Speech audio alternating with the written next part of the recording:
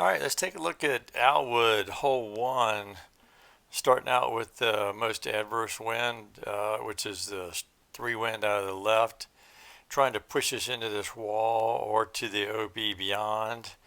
And when I see forehand, long tunnel shot, my first thought is the turn glide rive. Turn glide blister pro works also.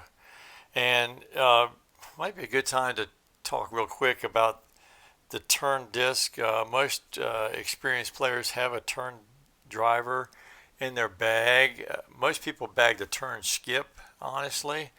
I bag the turn glide because the skip isn't always there. The skip sometimes will get nerfed. It'll stop right on a dime. The glide is always there. Glide always glides. And the distance is, believe it or not, sometimes longer than the turn skip.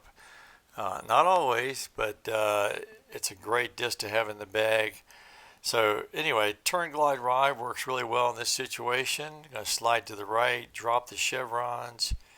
We want to keep our disc low to the ground here. And then I'm going to help it out a little bit with the wind by giving it about 3/4 of a disc worth of anhyzer. Really want to keep it on the left side of the fairway here and let the wind take it back to the basket. And I'm not going to bother with the throw-ins here, 55 feet. The choices are pretty abundant here. Mostly going to be wind dependent. With a strong wind out of the right, what I would think about is the glide roll rive. Same setup on the tee pad. The glide roll rive seems to have some windbreak a little bit built into it. So I'm going to bring this straight back and see if this fights this wind, and it does. That's pretty good. And again, we're not going to bother with the throw in.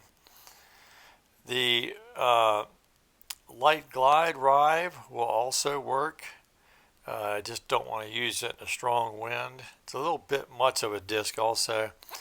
And the recently added to my bag cloud breaker, and I'll throw this in there, but I think the only way you can get this is purchase it. I know a lot of people are adverse to purchasing discs, spending money on mobile games, but cloud breaker is a great disc for this hole.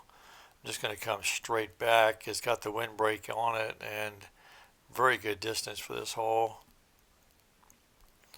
So that's a good option. Now the other option for this strong wind out of the left is take something like the Sapphire, switch to the backhand, slide to the left, drop the chevrons again. And here we're just trying to get to the end of this fairway. We're not trying to make the corner.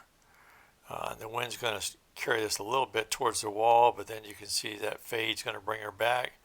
So I'm just trying to get to the end of the fairway and a little 50-foot putt. So that is another option to have in the bag if you're worried about the wind. And I think that's pretty much it. That's a quick look at Owlwood hole one. Hope you learned something. We'll see you around the valley.